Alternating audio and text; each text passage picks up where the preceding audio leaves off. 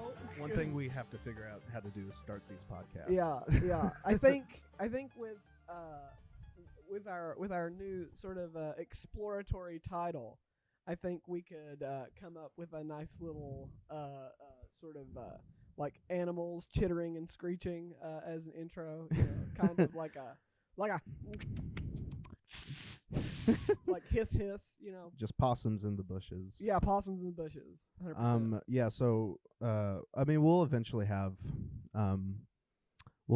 music at the beginning of Yeah. it, or maybe at the time that these are put out, we'll already have music. Maybe so. And maybe the name. So we've figured we named this Kentucky Fried Roadkill. Yeah. We thought it was a pretty good title. You got the play on word. I feel like I shouldn't have to explain the title. No. Yeah, but this is kind of Kentucky podcast, and we're both kind of like dead animals on the road. So yeah. Well, and that sort of beautiful juxtaposition of a big city highway with just a woodland creature dead across its landscape, I think is a beautiful representation of tire our friendship. tracks on its face. Yeah. I think it's a good image of who you and I are as people. Yeah. Roadkill. Yeah, exactly. Worthless side of the road. Roadkill that people are running over and over again in their cars. Yeah. And people aren't even feeling bad about it because No. it's like, I didn't hit it originally. Right. Yeah. Because it's already been there for several days. Do you swerve to avoid roadkill? Oh, 100%. I would die before I would kill an animal. Well, roadkill's already dead. Oh, well, no. Like, you just run that over. No, yeah, exactly. If somebody has killed it, it's, you have no, the blood's not on my hands. You know what I mean? One time, have you ever hit an animal in your car? I have not, I don't think. I don't think I've ever hit an animal. But I've wanted to. You've wanted to. 100%. Yeah, so not including family. Right. Not including. I said last episode I talked about how I worked at this state park. Yeah. And I, whenever I would go to work in the mornings, I would get there at like 8:00 every morning. And it was like way up in the mountains, lots of fog, really gorgeous drive up. But there was this flock of turkeys that lived on park property. I'm talking like 25, 30 turkeys. And they would congregate on the road in front of my vehicle. And they would, have you ever seen a turkey fly? A turkey fly? Yeah. No. Can they fly? Yes. It's the most pathetic thing you've ever seen. They don't get very far. And they would fly like at the distance of my windshield. I was so frustrated. Everybody was like, if I wasn't a park ranger, I would fucking destroy these turkeys. I can't stand Thanksgiving them. would be coming early. Yeah. Thanksgiving cannot come quickly enough for so these I like turkeys. it. Their little wings kind of just propel them enough to launch themselves at exactly. people. At my vehicle, yes. Yeah, that's kind of the only defense mechanism that they have. Yeah. Besides going. Yeah, it's just an elongated hop more than a fly. Yeah. It is. Yeah, it's like a Master Chief jump. Yeah, exactly.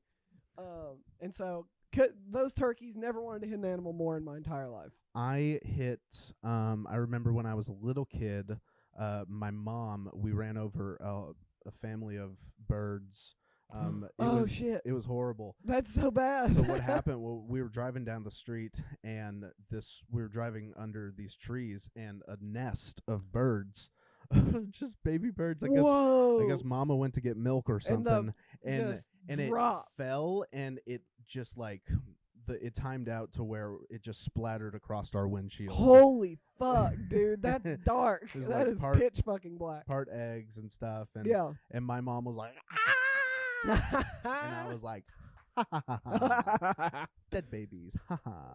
And then one time in high school, I was driving and I was really, really tired. I was falling asleep at the wheel, and real safe, man. Real safe, yeah. Real safe. And I slowly drifted off, and I remember I woke up. I didn't fully fall asleep. I woke up. I woke up. God. Yes, officer. I'm awake now. What's the problem? You know when you're kind of in that dream scape, you're falling asleep in class, and like the teacher, whatever he's saying is part of your dreams, and just like there's glitter all around, and nothing's real. And I remember driving down the street and I saw this raccoon and he was kind of walking on the rumble strips. Yeah. And I remember just thinking, that raccoon is like really close, but normally like I would hit it, but like or not intentionally, but I was like, normally I think I'd be close enough to hit it, but I'm pretty sure it's over here. And I had kind of just started driving, and I'm like, so crazy how you have to learn the perspectives of when you're in the car, and you have to feel out how big a car is. And I just heard dunk. Yeah, and that's how we met. That's how we met. I got you out, and I was like CPR on this raccoon. That woke me up, though. I'm sure you killed it. You killed an animal. I did. It maybe have survived. Yeah. Yeah. So, in this similar vein, it's hunting season in my home community. Oh, what do you hunt in the mountains?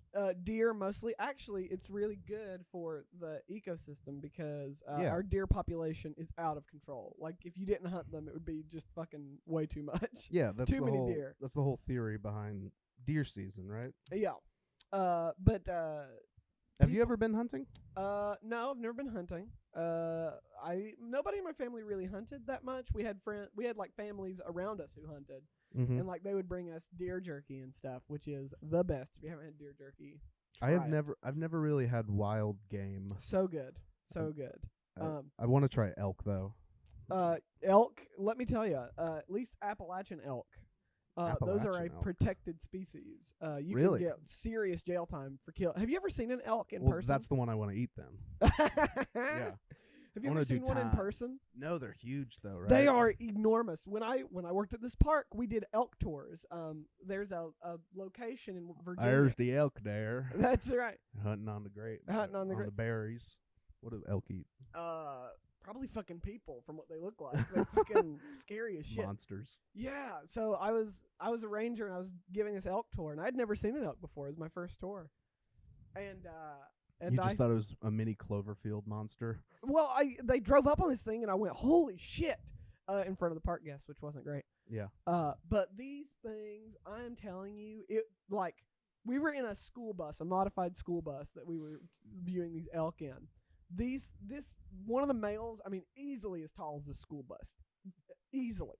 His antlers, I mean. Well, you were probably on the short bus, right? No. Probably wasn't that tall. No, these things were fucking son of a bitch. No, these things were huge, dude. I'm serious.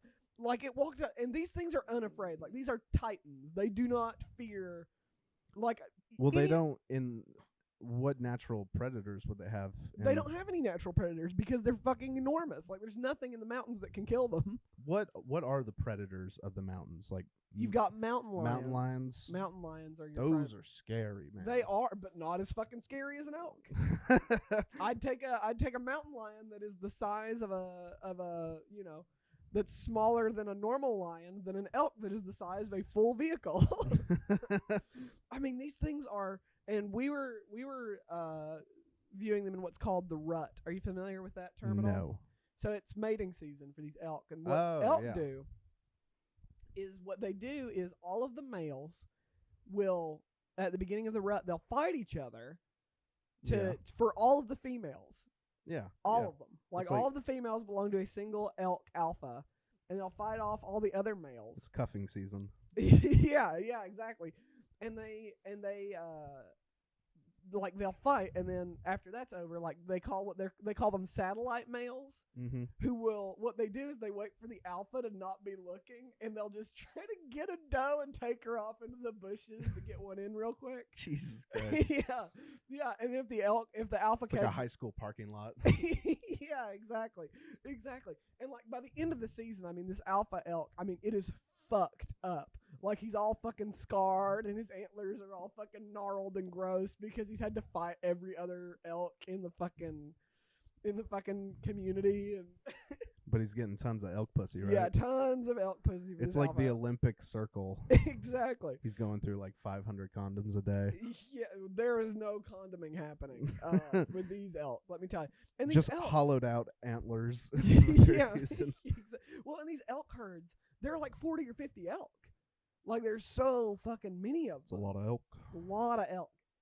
And the males are in the minority. It's like 30 females and 10 males. Yeah. and like Females run the world. yeah, and so They're like Beyonce elk. the exactly, and these elk they have what's called the bugle, which is the sound, like the sort of call they make to like scare off other elk. It's look up a bugle and let our listeners listen to an elk bugle. A bugle? Elk bugling. I'll drop one in. I don't know how well this will play over the audio. Because it is like literally we were sitting there in this bus.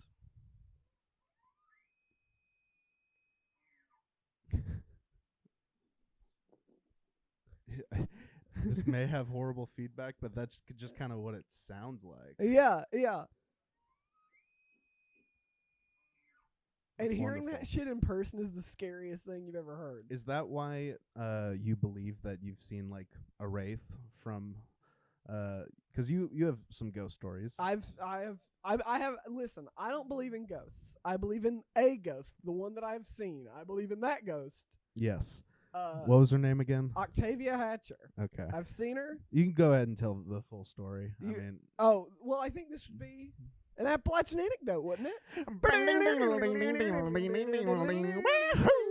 All right. Hello, friends and family. This is your Appalachian anecdote. I'm here to bring shame and disdain to my region. My name is Treyton Blackburn, lifelong Appalachian. And I'm here to tell you, it's a little late, a little past Halloween, but I'm going to tell you a spooky little ghost story from the Appalachian foothills, from the city Should have get that Pikeville. mic right up on. Yeah, very spooky. There you go. And so, I guess I'll start with the background of this ghost. So, back in the 1880s, 1890s, Pikeville was becoming a pretty bustling little town in southeastern Kentucky. It was starting to become the city that it is today, kind of like a hub in the mountains. And there was a hotel in downtown called the Hatcher Inn.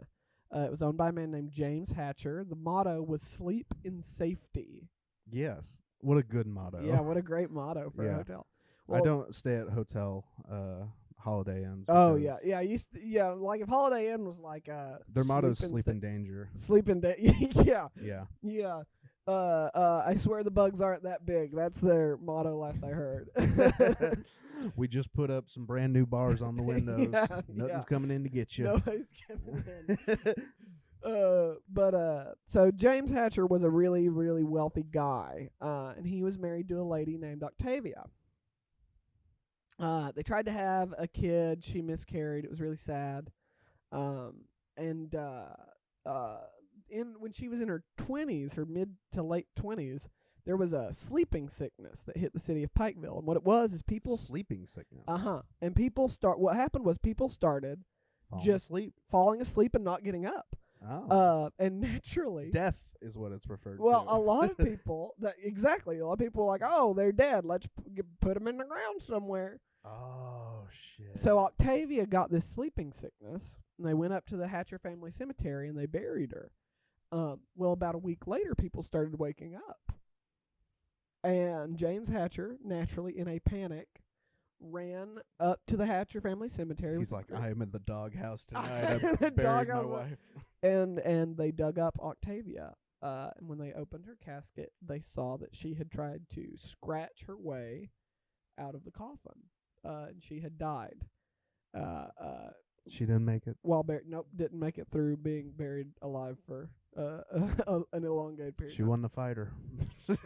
No, certainly not. So they buried her again, obviously. They put her back in the ground.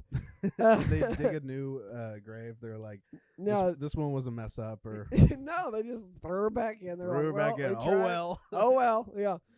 James was distraught, just truly destroyed, and he commissioned a marble statue from Italy to be carved, a life-size statue of Octavia to be carved and placed at the top of the hill at the Hatcher family cemetery. And they owned the cemetery. Yeah, it was his family cemetery. And he had the statue facing toward the city of Pikeville so that she could always look over the town. Mm-hmm. So we're going to fast forward a little bit to the 1970s. Yeah, exactly. So it's 1970s. Everybody's high. And of course. the University of Pikeville, at that time called Pikeville College, had formed around Hatcher Family Cemetery. The story goes that a bunch of these college kids wanted to do a prank, and they went and James also had a statue of the baby that was miscarried carved, like a little, baby statue at the foot of her grave. And these college kids took the baby statue and hid it somewhere. And legend goes that every night her spirit would walk around the cemetery looking for her baby. Yeah. Baby statue has since been returned. And she thought that you were her baby. Yeah, she thought Treyton Blackburn was her baby. So the baby statue has since been returned. Okay. But even so, the legend persists that if you go up there in the middle of the night, sometimes you'll see the statue turn around. Like, instead of looking down at the city of Pikeville, she'll turn and look at you. Like you roll up on it and it's already turned that way? No, like you see her she'll turn around. Yeah, she'll turn around and look at you. Yeah. Okay. So and wink at you. Yeah. How you doing, Blackburn? And she'll say, "Hey, if you're looking for a good time, come back." Hey, you know how I got this baby, right? Yeah, that's right. That's right. So fast forward to 2016, 17, something like that. I was working with an Upward Bound program at the University of Pikeville. I was a camp counselor. Got lots of good stories from camp counselor days. Yeah.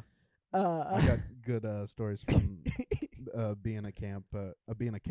Oh yeah, camp 100%. Well, I was a Scouts. camper in this camp when I was in high school, and then they hired me on as a counselor when I went to college. So it's the last night of the program. The kids are wanting to do a ghost walk because there's all kinds of ghost stories in Pikeville.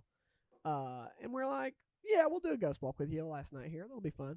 So we take them for a ghost walk. We're walking them through town. We're telling them ghost stories. And, we had, those, few planned scares of people fuck you, jumping out. And we ended it at Octavia's grave at Hatcher Family Cemetery. So one of our kids was a practicing Wiccan. Wiccan. Yeah, I don't understand the nuance of it very much. Is that like the Wicker Man, that movie? I don't think so. I don't think so. Did he pour bees into your head? No, well, it was a girl and she had no bees, but she did give me some crystals for protection that I still have.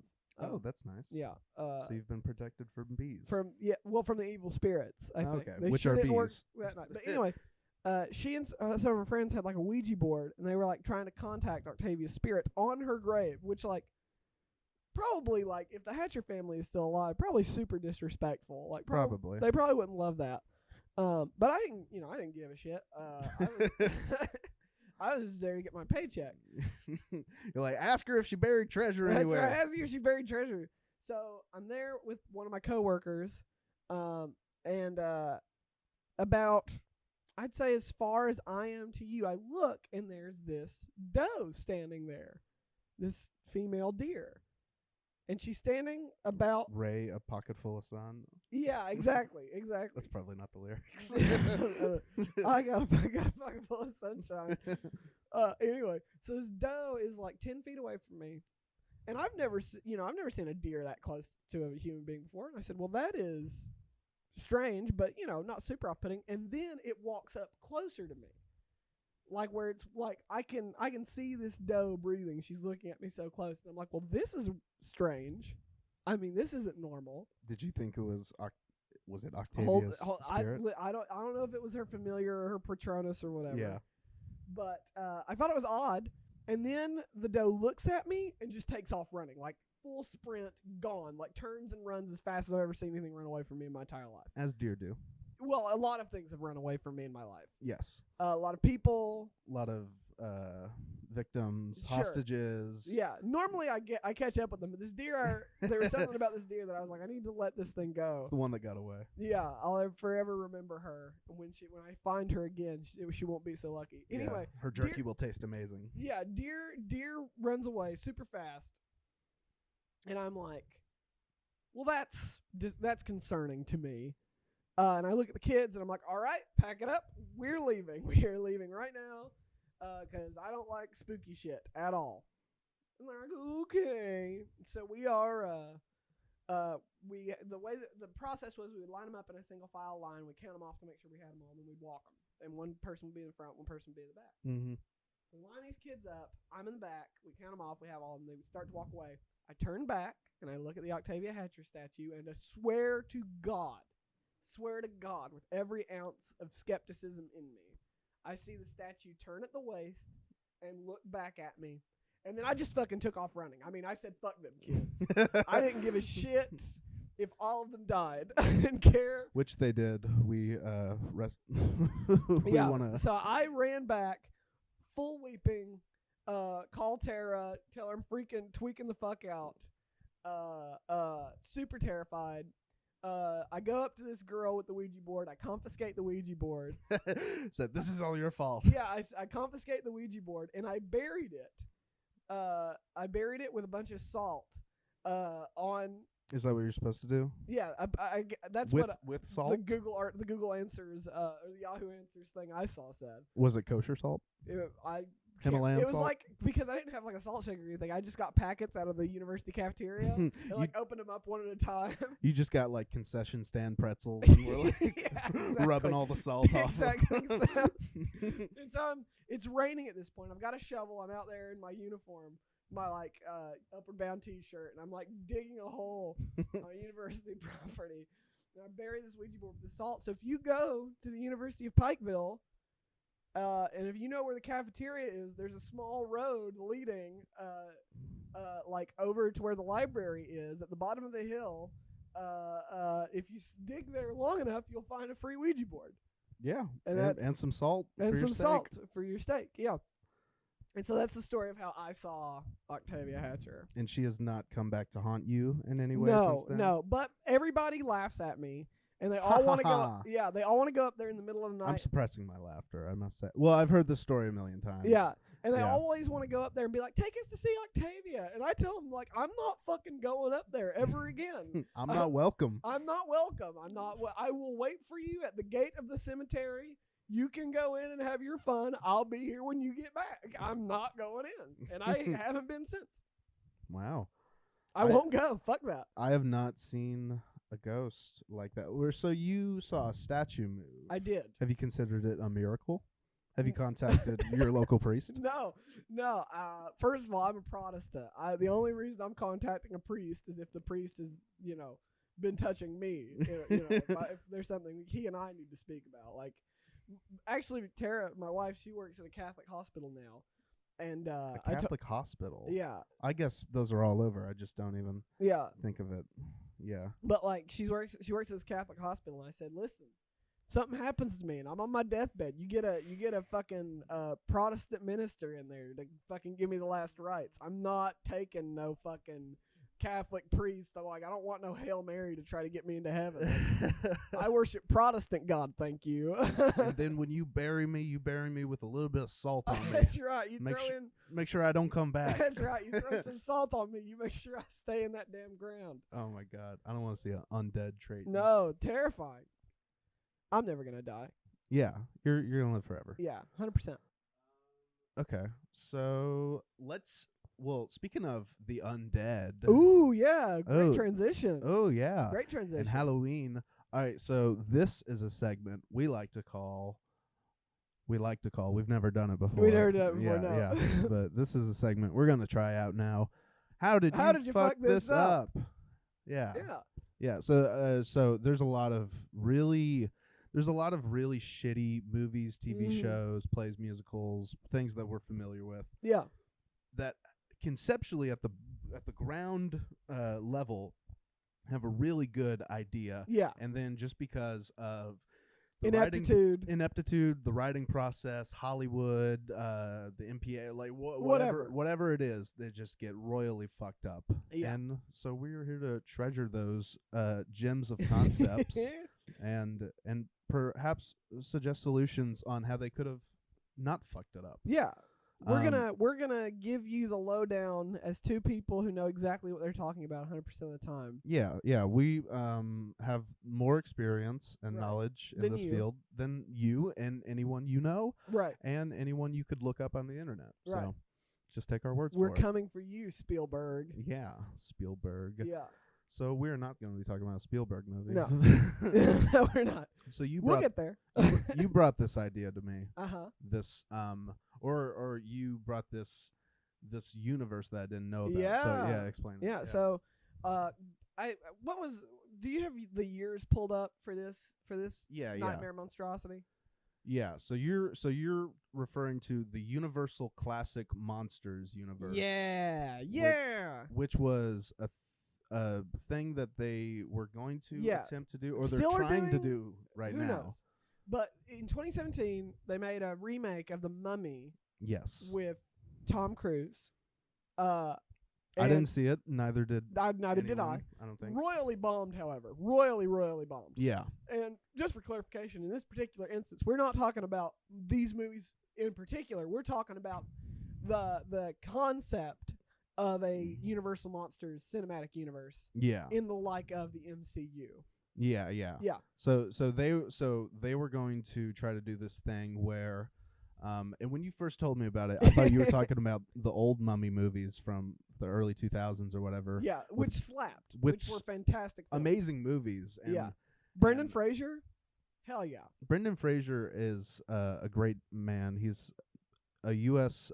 Hero, and it's a shame what happened to him. He, I don't know. What happened to him? Probably something. No, he's still doing right. No? He's just not in anything anymore. He's in Doom Patrol, DC's Doom Patrol. He plays Robot Man. Oh. And he's great. He's so good. Congratulations, Brendan. Yeah, if anybody's looking for something to watch Doom Patrol. It's amazing. And the Mummy and the original Mummy. The original Mummy movies, yeah. And the Mummy Returns. Was that the second one? I think so. The Mummy and then there Fights was Back. like the one that was set in like Imperial China or whatever. That one I remember being bad. I watched it. I can't remember it super well, but I absolutely watched it. Yeah, I did too. All right, so Brendan Fraser, if you want to be a guest on the show, let us know. Yeah, reach out to us. Reach out to us. We will absolutely take you. Yeah, for a fee, of course. Of course. So they remade the Mummy movie, and it was all going to be, or it's all going to be part of this big shared cinematic universe. Because they also did a Dracula movie in 2014, which I think also bombed. Yeah, Dracula Untold, and then this year they released The Invisible Man, which apparently was amazing. I heard good things about. Yeah. Elizabeth Moss was in it. Is that right? Is that her name? Elizabeth I know Moss? her as Handmaid's Tale. Yeah, Elizabeth Moss. Yep, that's her name. Handmaid's Tale. She was in it. Apparently it was amazing. I also haven't seen it, but we're not here to talk about things we've seen. We're talking about ideas. Listen, concepts. Yes. Yeah. Well, we can talk about movies that we've seen. Yeah, we can talk about movies. But this particular instance, we have not seen the movies that we are criticizing. Yeah. What is our critique? I just feel like, I think obviously for any cinematic universe, the point of comparison is the MCU, right? Like they're just so strong. Even the ones that are like not great, like work. What are the other cinematic universes though? Well, there's the Pixar, I guess. Not confirmed, but yes. Not confirmed, yeah. Yeah. I guess because. Yeah. There's the DC universe, which is looking to be more of a multiverse recently, is what they're kind of going for. Is like a bunch of different universes that can intersect at points. Yeah. Because like this Flash movie, they're doing Flashpoint, which was a huge story in the comics, where like the Flash meets different versions of Batman and Wonder Woman and stuff. So it's looking like they're going for, which has kind of always been DC's thing, even in the comics, with like Crisis on Infinite Earths and stuff. Yeah, but the DC universe is so it's so shitty compared to the Marvel. There ones. is no comparison. I've only seen a handful of those DC movies. I remember I saw Justice League. Of all the ones that they were all shitty, but I thought Justice League and Wonder Woman were the best of the two. I really enjoyed Aquaman. I heard good things about it, but just by that time I had been burned so bad by them that they lost my ticket. Yeah, and like the MCU, they're not batting 1,000. Thor: The Dark World is out there. No, yeah, but Marvel movies, they come out and that just because they're so formulaic, know that they're like bare minimum going to be good movies, and there's going to be cool scenes with fighting, and there's going to be witty humor and dialogue, and you just know. But some of them are so hit and miss. Like Yeah. some of those Marvel movies, they hit you with the villain, and you're just like, I really don't give a shit about this villain. But here's the thing. All right, here's the secret, I think, to the dark cinematic universe. Here's like my first bullet point of like how to make this work. The care with which Marvel handles their protagonists, these movies should handle their villains, right? Are you taking notes, directors and writers of these movies? so like Infinity War is my favorite MCU movie. I love Infinity War so much. Yeah. It's so good. I think Thanos was managed so well as a just truly vile, despicable character. Yeah, but at the end of it, you have a little. Yeah. You get a sense of his perspective and where he's coming from, and you're like, all right, maybe. And you're never like, he's the good guy. Like, you're never apologizing for him. I'm actually a Thanos apologist. Oh. Yeah, and I think half of all life in the universe should be eliminated, and we should get to it quick. Sure. We should snap to it. I guess so. But anyway, so like, if you're doing these dark, these Universal Monsters movies, right? Yeah. And you're, people are coming to see the monsters. That's, people want to see Dracula. They want to see Frankenstein. They want to see the creature from the Black Lagoon. You've got to make these characters people that we want to watch for 40 movies. Yeah. So is the idea that it's like they're going to form like some Legion of Doom? I don't know. Like, because they're all villainous characters, or they're all monstrous characters. That's a weird philosophical question. Like that people have talked about with like Frankenstein. Is Frankenstein a bad guy? Here on NPR, we're going to talk about. As someone who's read Mary Shelley's Frankenstein, he does kill an innocent woman who's not. I'm talking about the monster, Frankenstein's monster. Yeah. Oh, clarification. Yeah, clarification. Not the doctor. The monster is sympathetic, but he does kill an innocent woman who has no idea what's going on, despite his creator. He does. Like, that's still. I mean, he's not. But you have. But he's like a baby. He's like an infant running around, right? I've not seen the Lon Chaney. Way back in the day, Boris Karloff. I've not seen that Frankenstein. I think I have. I've only read the book. And in the book, I'm familiar with the book. Frankenstein is not like I mean, the monster is profoundly articulate. Oh. Yeah. Yeah, I remember that, yeah. And it's I was thinking of the movie. Yeah. But I think like the secret to like making any cinematic universe is having that end game in mind, right? Like, where is this going? Like, what are we trying to do with this? Do you think that they had Infinity War? Like, I guess there's comics and stuff that precedent it, but like when they were making the original Iron Man, I don't know that they had, but like I think the Avengers was always in mind. I think so too. That's probably, like, if I just have to remember the movie I had the biggest reaction to watching it in theaters was the Avengers. It was crazy when it came out. It was so wild. It was so awesome because you had just been seeing all these movies, and they hadn't really started crossing over. It was like the second Captain America was when they really started bleeding. Bleeding into each other. And I was just so hyped on the Avengers. And what I thought the Avengers was a simple enough story that brought together all these different characters and stuff.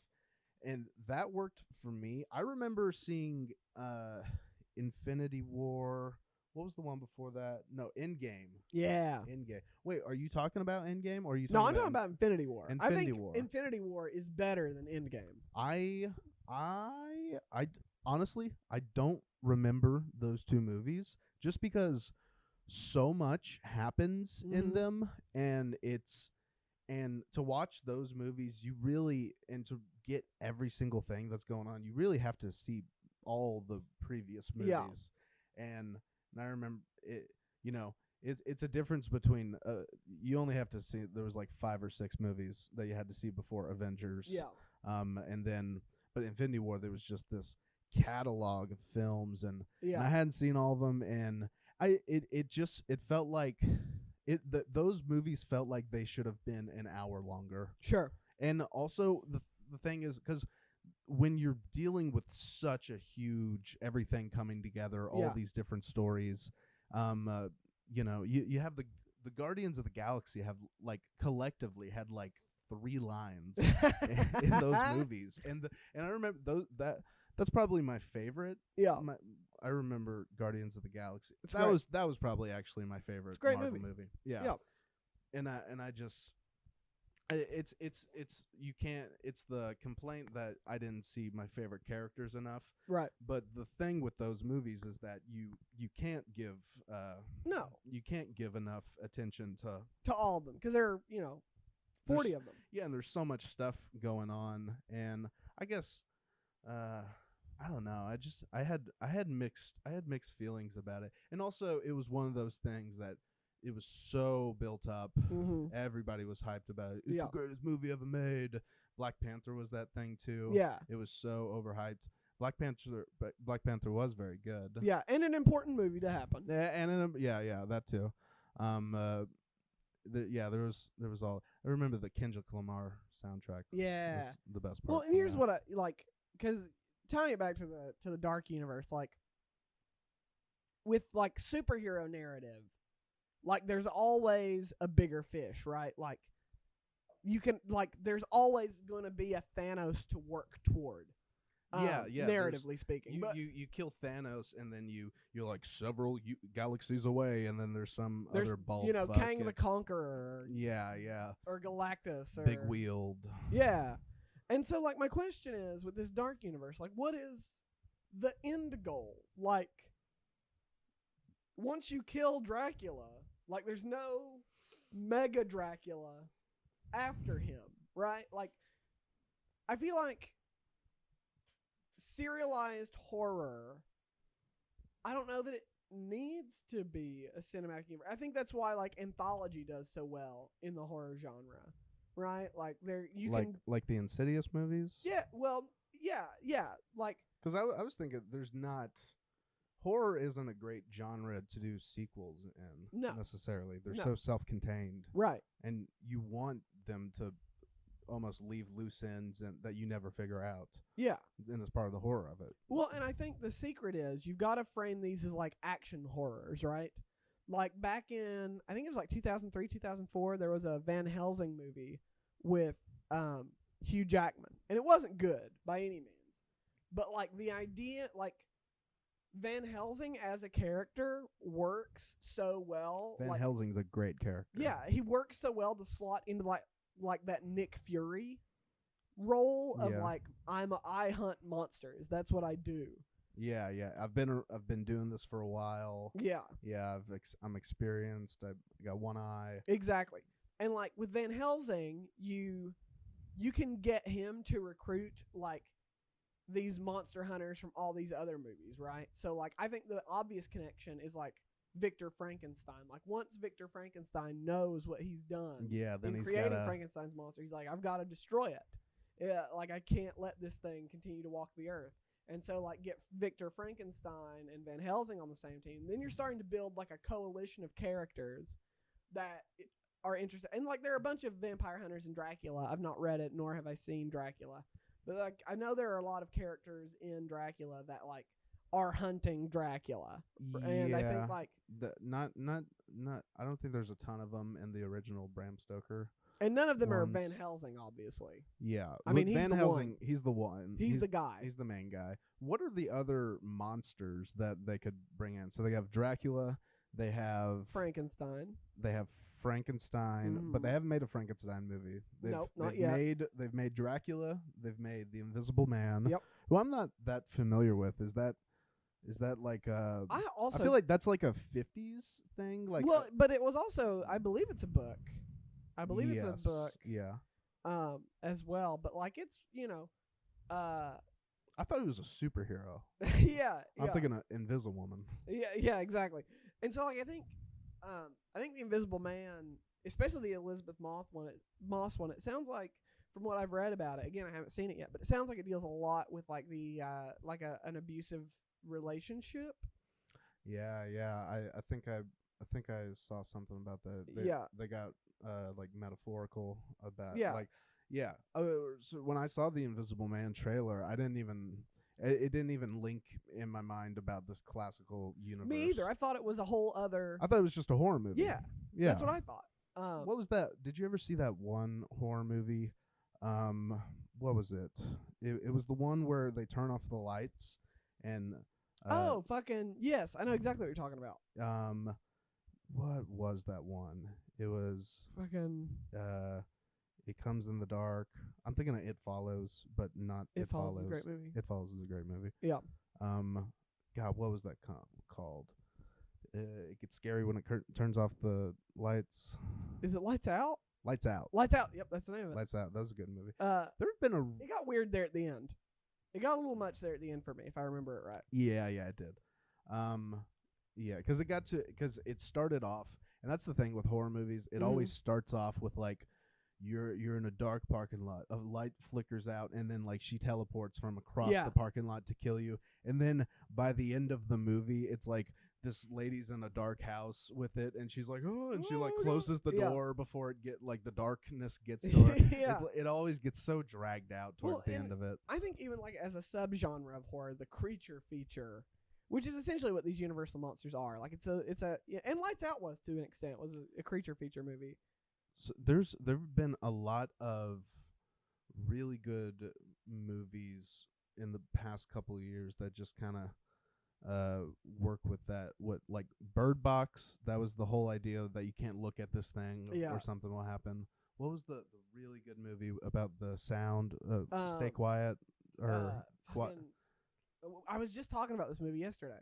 Peace and Quiet. No. Shut Your Mouth. Shut Your Mouth. Hush Up Now. What is it called? I was just talking about it. The Quiet Place. The Quiet Place. Yeah, The Quiet Place. That was a really good movie. Oh yeah, fantastic. That was such a good movie. And like, here's the thing: once you demystify the monster, I think a lot of the scary goes away. Yeah. Once you start explaining things. Yeah. Because like once like halfway through that movie, you're like, wait a minute, why don't these creatures are super sensitive to sound? Why don't they just like get a big ass speaker and just like put that at one corner of the earth and they'll all go over there, or just like a piercing noise? And it took all of humanity to die to figure out that it was feedback. Yeah, feedback kills. Feedback is what does it. Yeah, it's always that. But the beginning of the movie, when you have no idea what's going on, right? I mean, that's the thing about horror. Your mind fills in the gaps for all these things. And with this dark universe, like, if Dracula's gonna be the big bad, which I think is the smart choice, you make Dracula the big bad for like the first, arc, whatever you want to call it. It's like Castlevania. Yeah. If Dracula's gonna be the big bad, at some point you've got to let go of him being a horror movie monster and let him be a comic book villain. Yeah. Like that, you've got to let him make that transition. Like, you can't keep trying to make him a horror monster. Who cares about his castle and just wants to drink blood? Exactly. Oh, have you seen Castlevania on Netflix? Sorry to get off topic. No. I want to see it so bad. It looks so good.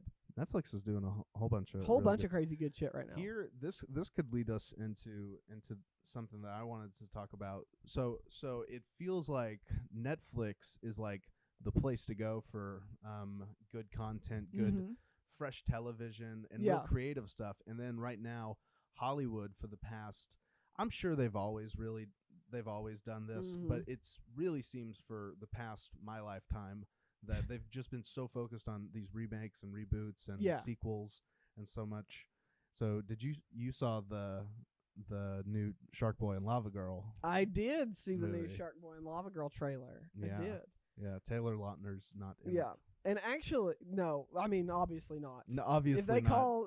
If I'm Taylor Lautner and they call me up, I'm going to be like, guys, I'm just not available. I'm booked solid.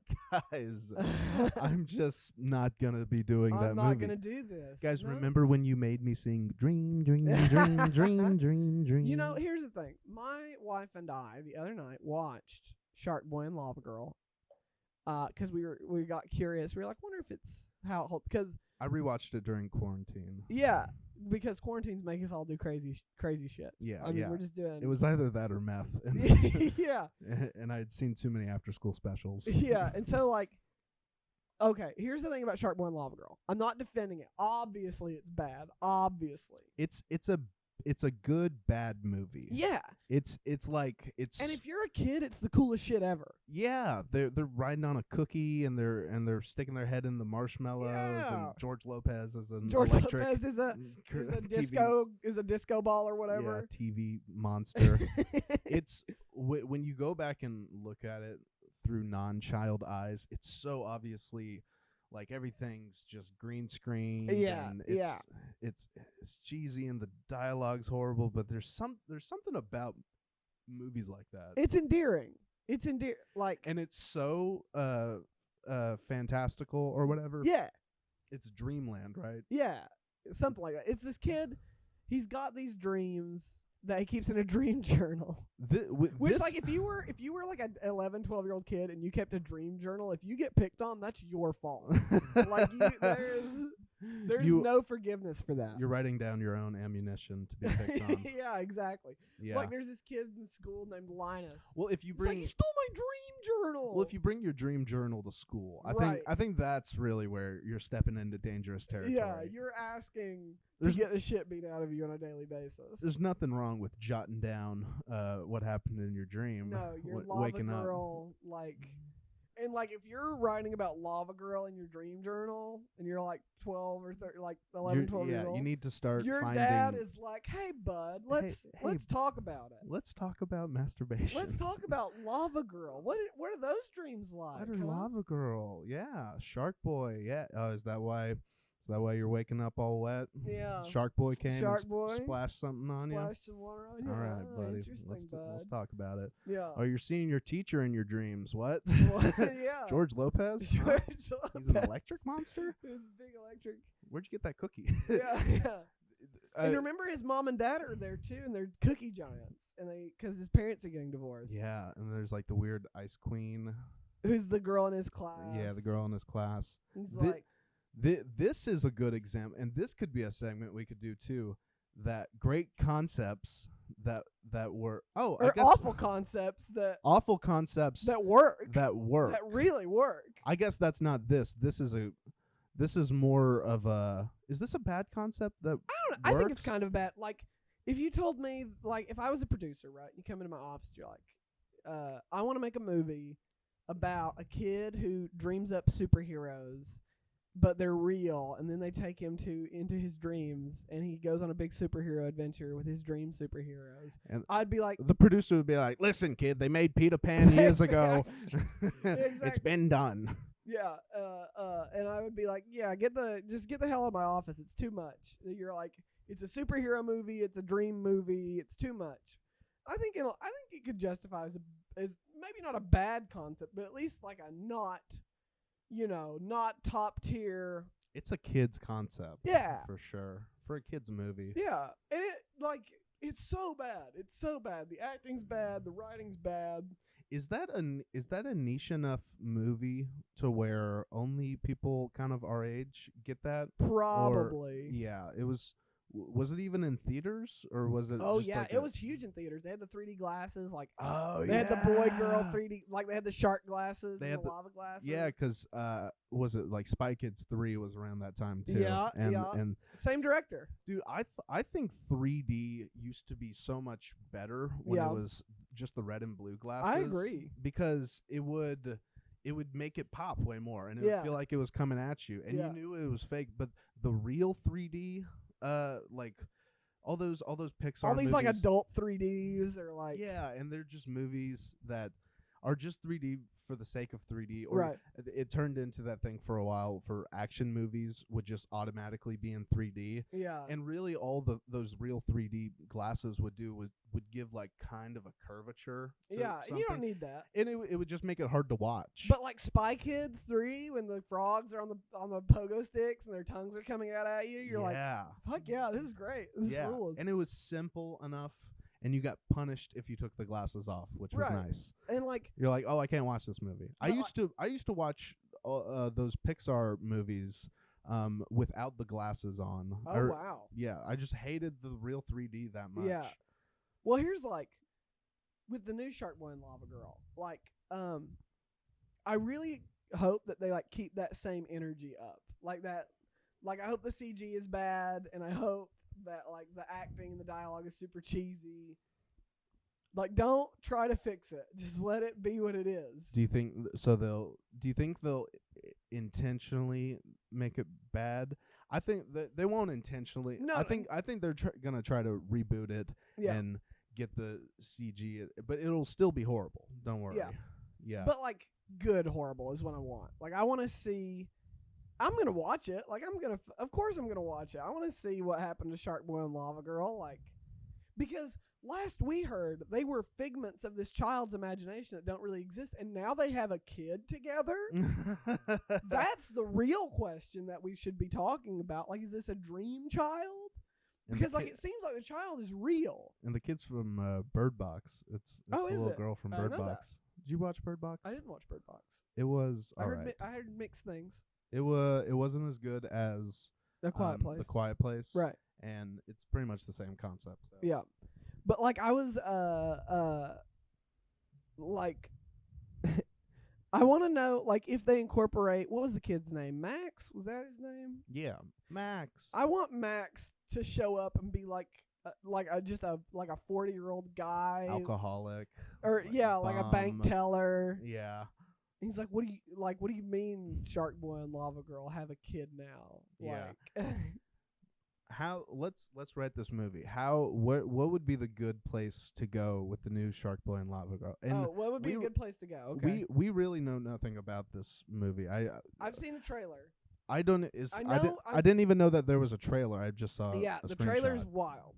Okay. But the concept is, are we saying that we have to stick to the concept? What's the concept? So the concept is like there are these kids whose parents are superheroes, and one of these children's parent, like it's gonna be like a kids superhero team movie. So Sky High. Yeah, like Sky High, but his parents are Shark Boy and Lava Girl. Okay, right. Is essentially the concept. That's the concept. Okay. That's the concept. And like there are other superheroes in this world as well. Okay. So where do you go from that? So like my question for the production team is like, do we abandon the dream world? Like the dream world's the best part. Right. So are Shark Boy and Lava Girl now real people in the real world? That's the question. I don't think it's been answered yet. But what I think you do is I think you have these like dream children, right? And you have a twist. Give us some water. Oh yeah, please. What you do is you have a twist, all right, in the middle of the movie, right? Yeah. And the girl they're actually nightmare. Did they ever address that, like the concept of nightmare Well, lands? it's vaguely like I think they called it something like the darkness. Darkness is what it was called. I think that the sequel to Shark Boy and Lava Girl should be a horror movie.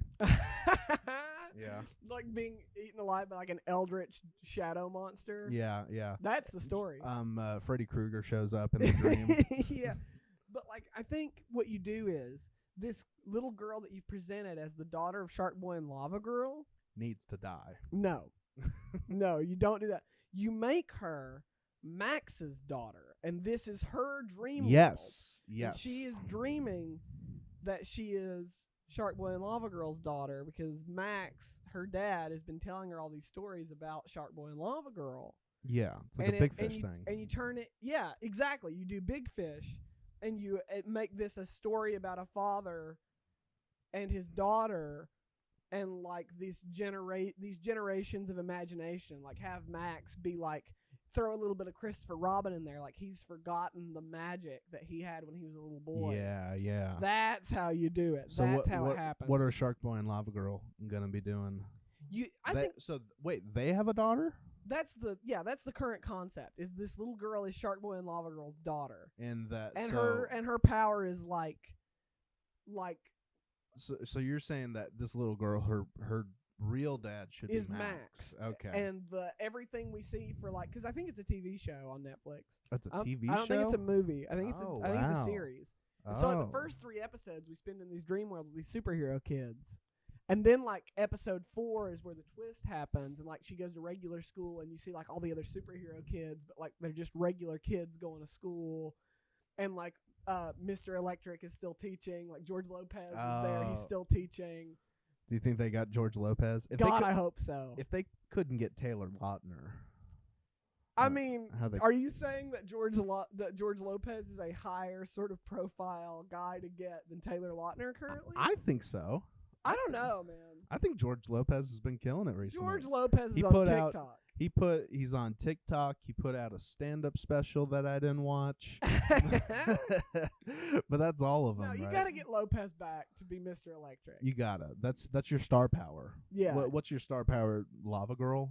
Yeah, an actress whose name I don't know. Or after the movie, she legally changed her name to Lava Girl. Wow. Yeah. Wow, incredible. Yeah. This is a documentary, actually. That's fascinating and sad in a lot of ways. But that's what I think you do. I think you make it this story about a dad trying to connect with his kid through their shared dreams, right? I think that's the story. To make it really, really good, and to like throw a curveball at your audience. But like you still got to keep that like a kids movie I love. I don't know if you've ever seen it, but I think it's magnificent in this sort of like tone. Is Mr. Megorium's Wonder Emporium. I have seen that. That's a good movie. I love that movie. Yeah, and like it's like got those kind of serious themes, but like it's never not a kids movie. Mm-hmm. And that's where I think you've got to go to get Shark Boy and Lava Girl to make it like something that the parents want to watch too. You know what I mean? Well, the Shark Boy and Lava Girl, this isn't gonna be. I mean, maybe I guess kids will watch this. Yeah. But this is gonna be something that nostalgia fodder. Yeah, it's 20-year-old kids are gonna be watching this. And you tell a more grown up story. Like let's see Max, and like you can even have him marry the girl, the Ice Queen. Yeah, the Ice Queen girl. Like she gets to be there, and she gets to be the mom to this little girl.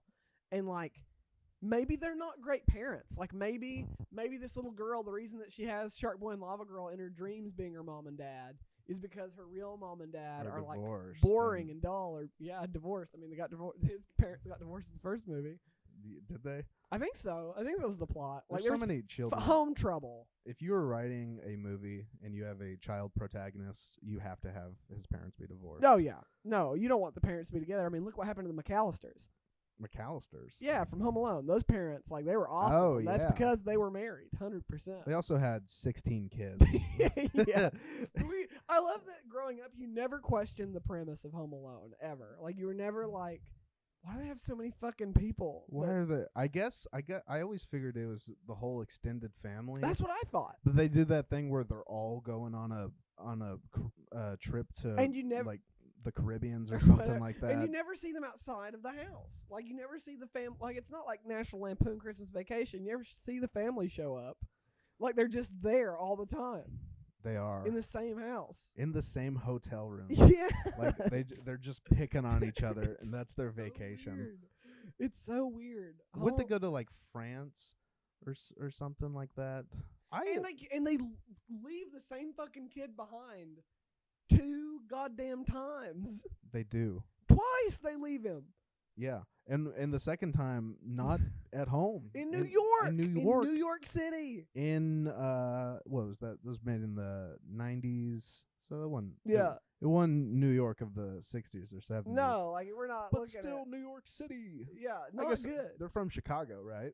I think so. So he's kind of used to being in a big having city. A homeless guy. Yeah. Trying to get some food, or I guess a homeless lady, the bird lady, was in Home Alone 2. Yeah, and Donald Trump. He was there for briefly. That was a good movie. Home Alone 2. I think both Home Alones. I love them. Did you ever see Home Alone 3? I don't think I ever did, actually. That's probably another one of those series. There's probably 5 of them by now. But like you only watched the first 2. Yeah, the Home Alone 3. It was a whole another kid and got left behind, and it was like these like like diamond thieves trying to like break in to their house. Why? It made no sense. But that's what's so great about the Wet Bandits. They're Dude, such great, okay, stupid villains. okay. We're talking about like sequels and Yeah. stuff now. What are some movies where just the sequel was so disconnected from the first one? Have you seen Hoodwinked? Oh my gosh, yes. Such a good movie. Such a great movie. Such Love a great Hoodwinked. movie. Have you seen Hoodwinked 2? I've not seen Hoodwinked 2. It is insane. Is it really? It is crazy. Emily, my girlfriend, we watched it over quarantine, and she was like, "Yeah, Hoodwinked 2," and she had just like grown up with it, like Hoodwinked, so it just made sense to her. But I was watching it brand new, and dude, it turns into a spy like action movie, and and there's this whole thing like the Order of the Hood, What? and like Grandma went out on a rogue mission a couple months ago. What the fuck? And like we need you to find her, and it's just none of it has anything to do. I was watching, I was like, the first Hoodwinked movie is all about like there's a candy bandit, or there's someone stealing recipes in this like little woodland forest, and now it's like they're like flying to Europe to like steal a diamond or some shit. It got so out of control. Crazy. Another fucking, this is not a movie, but it's a TV show where things I think like fucking get wild there. And it's not really a sequel, but like later in the series. Like, did you watch all of the original Ben 10 series? I did not, no. Like, I remember it started getting really weird, and I stopped watching. Once you find out, spoilers for Ben 10 if anybody's interested.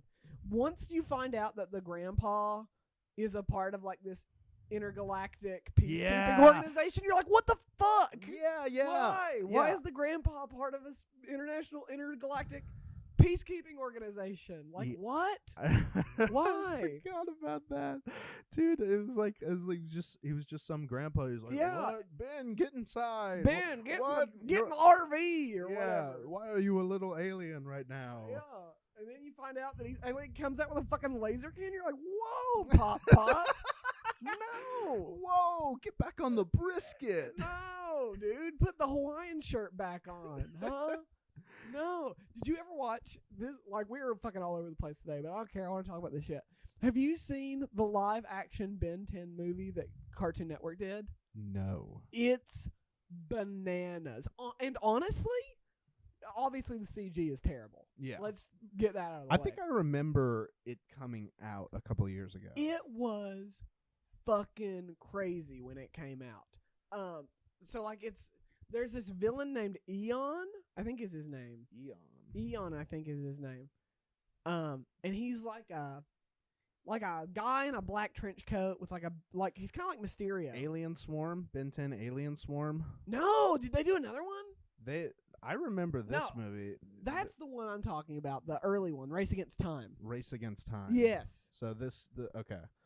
So they made several Ben 10 movies for those listening. Holy shit. Ben 10 Alien But Swarm. Race Against Time was crazy. It was like this weird fucking time traveling alien. It was bananas. Oh yeah, dude. And Eon's like, for a Cartoon Network original film, the villain design of Eon, amazing. Yeah, there's some. Is he the steel guy? This guy? No, that's one of Ben's aliens. That's the diamond one that he can turn into. Okay. But like that, like you can see him. He's kind of got like a Mysterio kind of look. Okay. And like what I think is hilarious is like the kid looks like Ben 10, like the art of Ben 10. He does. And Gwen kind of looks like Gwen as well. But the grandpa looks nothing like the grandpa on the show. This guy's got like a ball cap and a beard. It looks like a Louisiana boat captain. Yeah. And like he's so like short and kind of stocky. And like in the show, the grandpa is like this big fat dude in a Hawaiian shirt, beard. He's like Sully from Uncharted. Yeah, exactly. Yeah. And like they cast Gwen and Ben that like look like the cartoon characters. Like there are old dudes out there. You could have cast Grandpa. Yeah, they got like some skinny dude who just kind of looks like a bum. He's got like a little Scrabble on his face. Very scruffy. He's wearing a hat. Did the original guy wear a hat? No, he didn't wear a hat. Get that hat out of here. Get that hat off, bro. That's great. Yeah. I feel like I kind of talked about what do you think? How do you think? Let me try to think of this question. So just about just the Hollywood remakes and stuff. Like, how do you think we got into that? Like, do you think people are just resistant of new ideas? No, I don't think it's that, because like you got to give some credit where credit is due. Like, there is a lot of really unique new stuff coming out of Hollywood. Like, I actually think look at the work that like Robert Eggers and Ari Aster and fucking Ari Aster, he did Midsommar, he did Hereditary. Those were polarizing movies. I think they're great. I have nothing but affection for those movies. I remember liking Hereditary. Hereditary. Yeah, that was the movie I saw. I really liked it. Hereditary. I think I caught the second half of Midsummer, which I know really diminishes a horror movie when fucking you nuts. Don't get the setup. There have been some really good horror movies recently. But and like even in remakes, like the fucking new Little Women who's directed by what's her name? She's amazing. Gwen Stefani. No. Not Gwen Stefani. Greta Gerwig. Yep, Greta Gerwig. Yeah. Greta Gerwig's Little Women is astounding. I've heard really good things about it. Astoundingly good. So like I personally don't have any problem with like the remake culture.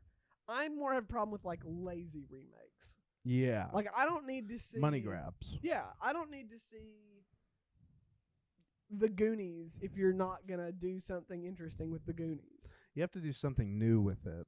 Yeah. Yeah, that's like I don't have a problem with remakes per se, so long as they're bringing something new to the table, like something. It was a great remake. Yeah, it was. I don't even know that I would call it a remake, because like I would almost say that it's like a new interpretation of the original book source material. Like I don't know that I would call it a remake of the '90s miniseries. Well, it's like a reboot. Yeah. What's the difference between a remake and a reboot? I think a reboot is more of what it did, where they're just taking from the same concept and going off.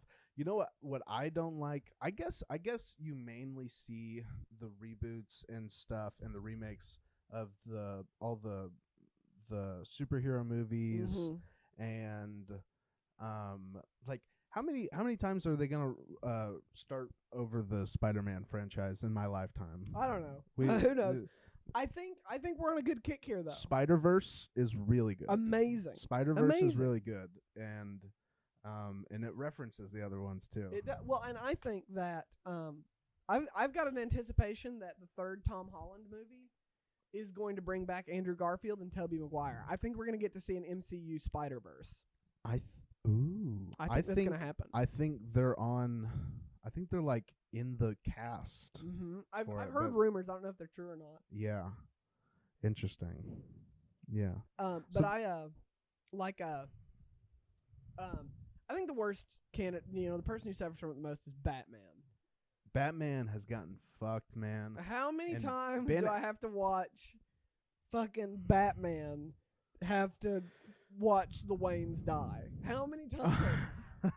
I just don't need to watch it that many times. Everybody knows what happens. Yeah. You got it at the end. They rip off his mom's pearls. You even got it at the end of Joker. I know. Yeah. I was like, are you serious? We're doing the Waynes again? So that was a polarizing movie. How'd you like Joker? I don't know if we ever talked about it. Yeah, let's talk about Joker. Because I feel like I really loved it. So here's how I experienced Joker, just for context. So one of my friends wanted to watch Joker and Robert Eggers' The Lighthouse with me. Yeah, I've heard that was really good too. And so we did a double feature. We watched the two movies back to back, like in one theater, out the other. Yeah. And I adored The Lighthouse. It was one of my favorite movies I'd seen, period. I loved that movie. And so I watched Joker after I watched The Lighthouse. And after watching a movie that I loved so much, I liked The Joker a lot. I liked it. But, like, I was like, just The Lighthouse was so good. Like, it was so much better than this movie. It's all about framing, man. It's all about setting up in your mind expectations. Yeah. I saw Joker early. I thought it looked good, but I thought that it may suck. Yeah. But then I saw it, and then it blew up. Everybody was saying it was amazing. Yeah. And it's like it's like the Hamilton thing. Hamilton is awesome, Yeah. but you're never going to believe that Right. because everybody's been shoving that down your throat since Well, and here's the thing about Joker. it came right? out. I think what's curious about Joker, and I think where a lot of the polarization comes from, is there's a lot of not confusion, but like different angles as to what it's trying to say. Yeah, the people who say that it's a movie that for like incels. Yeah, I mean, it kind of is, but I mean, the people that say that it's a movie that promotes like anarchy and violence Yeah. and stuff like that, it's I read that movie as a movie about how we treat people with mental disabilities and, Yeah. and society. Well, and the poor. And the poor and people who just get fucked over by life Yeah. and just pushed to the curb so many times until they reach that breaking point. I thought it was such a good movie, man. And like I didn't people who went into it as really wanting to see a comic book movie, Yeah. I feel like they didn't enjoy it as much because they were like Joker, like I could never see Joaquin Phoenix Joker fighting Batman. No, certainly not. Certainly not. But as a movie, him becoming the Joker and Yeah. it's so great because it's this character that everybody's so familiar with, and he's this iconic villain. Yeah. And we get to watch him become it through circumstances that are just that people all over the place are experiencing nowadays. Well, and like it's this I think the ending of the Joker is kind of where you've got to go to really understand what they're trying to say, because it's it's this violent revolution. I don't want to say like revolution is capital R, but like it's a riot for sure. Yeah, and it's like that. It's that old quote, like those who make peaceful change impossible make violent change the only option, right? Like yeah. And I think like that kind of sort of balk against the order of things is very sort of reflective of our current sort of social conversation.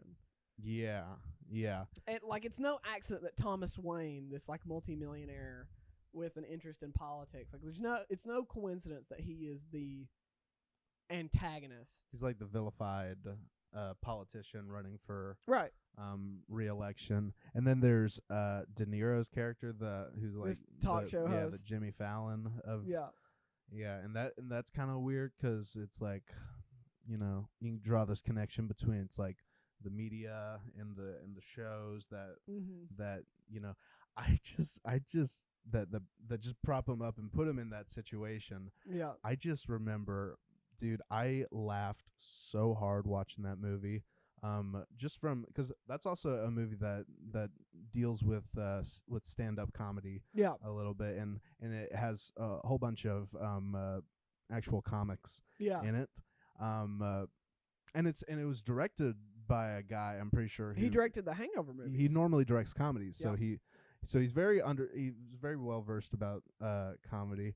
But when they fucking that scene when Robert De Niro's character is like, well, they made a joke. He's like, yeah, if you thought that was funny, here's a video we got of a fellow who isn't so funny. And they show just like Joaquin Phoenix as like an open micer, like up there, bad comedy, just bad comedy, and they're all just laughing at him. That was like the most horrifying part of it, because anybody who's done stand-up comedy is just, you watch that and you're like, fucking the gall of and the concept of someone throwing out an open mic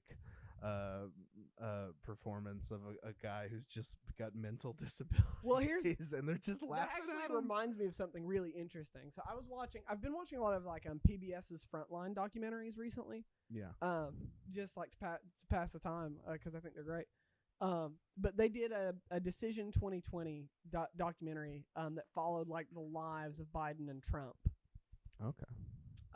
Interesting lives. Yeah, Trump is a monster. So just clarifying that. What I found interesting is when they were introducing Trump as a because I think documentaries sort of characterize their subjects a little bit. Like they turn them into characters, not true reflections of these people. Well, yeah, you have to condense an entire person who with tons of nuance into a character that translates to a film. Like a documentary is weird because it's all factual, or at least you hope that it is. And it's all based off of real stuff, but it's still got to have still a movie. Yeah, and there's still a director in a room somewhere saying like, what are we trying to say about X, Y, or Z? Like, what are we trying to hit on? There's a whole editing process. And and so when they introduced Trump, they take a video from the White House Correspondents' Dinner in 2016. It was Obama's last term. It was the Seth Meyers one. Yeah. But Obama got up and did some jokes, and he what they did was because I didn't realize it, Obama did so many jokes at Trump's expense at that Correspondents' Dinner. What they did is they invited Trump. Yeah, and Trump was there. And they sat him down like front and center, and then they just ripped a new asshole. Ripped him to shreds. And it's people and Trump had earned it, right? Like he had earned to be cut down a little bit because he'd been like peddling birther conspiracy theories forever. And he's always been like a shady guy in the New York scene, but I feel like Obama had it out for him. And people blame that concession dinner on the reason he ran. Well, that's what they did. Is they intercut between like Trump just sitting there stoically, like not laughing at all, not even a little bit charmed, and they cut between Obama telling these jokes and like all of these like fucking DC fat cats laughing their asses off at Trump. Yeah, and Trump's just boiling. Yeah, just sitting there boiling, and like the fucking background noise is rising, like goom, goom, goom, goom. Yeah, it's like the end of Psycho. He's like, they're all laughing. They'll see. Why I'm not even gonna bat that fly. That's right. And literally, they fucking hard cut to like Trump coming down the escalator when he like announced his run for office, and I was like, fucking, what a fucking jab at our fucking society, at the monster we created. No, yeah. Like, look at what we fucking did. This is our fault. Yeah, that's the thing about Trump is it's the worst part about everybody brought front. Yeah. Just like it's all of America's problems bubbled up. And we poked that bear, dude. We poked that bear. Dude, he like when he was running for election, the media gave him just thousands and thousands of free hours of airtime, and just got in there. And just like in like that similar way to a Joker is like, because I believe that Trump is probably a damaged person from like what we know about his relationship with his father. Oh, and you his think time he's at not right? No, I don't. I don't think he's right. I think he's a and little like his twisted time in at the military head. school and his relationship with his dad and like all that shit. He was in military school? He was. And apparently he was like a bully in military school. Like apparently he was like, they beat like whatever like softness or compassion he had out of him in middle school. Like you should watch this PBS Frontline documentary. It's fascinating. If you take all politics out of it and all the he's him being a fascist. Yeah. Him being who he is. You take all of it out of it. It's such an interesting case study. Yeah, of like this insecure, entitled piece of shit. Yeah, and it just grew up everything he wanted. It's like the ultimate he's the ultimate rich guy. Yeah. Like he's a cartoon rich person. Yeah, there's that Mulaney joke. He's like yeah. What someone imagines, like a homeless guy imagines a rich person to be. I'm gonna have golden hair and live in a big tower with my name on it. With my name on it, yeah. Yeah. And like just the like, and I'm not trying to compare like Trump to fucking like fucking any other far more justified social disparities. Like obviously he's not disenfranchised, and obviously he hasn't had like the life of suffering that the main character of Joker has. But what I think is common is this idea of like someone who is damaged and like being taunted and picked at. Yeah. It's the by people in power. Yeah, and it's the idea that of forgotten people. Yeah. and abandoning people and what they can come back to do. Yeah. The chaos that they can wreak. Yeah, and just like I think Joker is best viewed as like a warning film, as like Yeah. if we don't take some responsibility for our fellow man. It came out 1 or 2 years ago, back when school shootings were still happening. Yeah. That's one good thing about COVID, right? Yeah. No. Yeah. Did you see Dave Chappelle did a joke on SNL? He's like, one good thing about COVID is no more school shootings. Somebody gotta lock up these murderous whites, keep them in the house. Dave Chappelle is amazing. Is one of the greats. Hey, how long we been talking, bud? We've been running a while here. We've been running about an hour 20. Wow. So I think let's wrap this puppy up. We'll wrap this bad boy up. This has been a fun episode. Pretty meandering, I think, but pretty meandering. A lot of good meat in there for those of you who've stuck it out to the end. Yeah, I think you'll get the vibe of what we're still feeling out what this is gonna be, but I'm pretty sure you and we're gonna get in heated conversations about movies. Yeah. And stuff like that a lot. Culture, media, and at the root of it all, good old my Kentucky home. Good old my Kentucky home. So I did the sign off last week. My old Kentucky home. Oh, my old Kentucky home, far away. I don't know all the lyrics to that song. Is that a bad thing? No, I don't think so. I don't know them all. Okay. Yeah, who knows their state song? If you know your state song out there, you're a jackass and you're part of the problem. Yeah. Really, Kentucky is one of the only states that are really into their state song. I think we have a great state song. We do. I mean, other than like the references to slavery, like that shit sucks. Do we have references to slavery? Holy shit, yeah. It's like I don't think it's in the verses that are normally sung, but like the second verse. They don't sing those. The second verse is like the slaves are sweeping the porch on my old Kentucky home. Jesus Christ. Yeah, it's bad. It's not good. Probably should like rewrite those verses, huh? Yeah. But I did the outro last week, so I'm gonna give you the 3, 2, 1, and you're gonna do the outro this week. You ready? What did you do last week? My outro last week was. Did you give advice? Don't touch that thing; it might bite. Was my outro. So think of something like catchy to send our audience out on, right? Really fucking dig into your fucking dense dumbass brain for a second. Yeah. Try to think of something that can like give these people a light at the end of their podcast experience. So you just like let me know when you're ready for the 3, 2, 1. I think I'm ready. You ready? Yeah. 3, 2, 1. Oh boy, I got a shit. I do have to poop.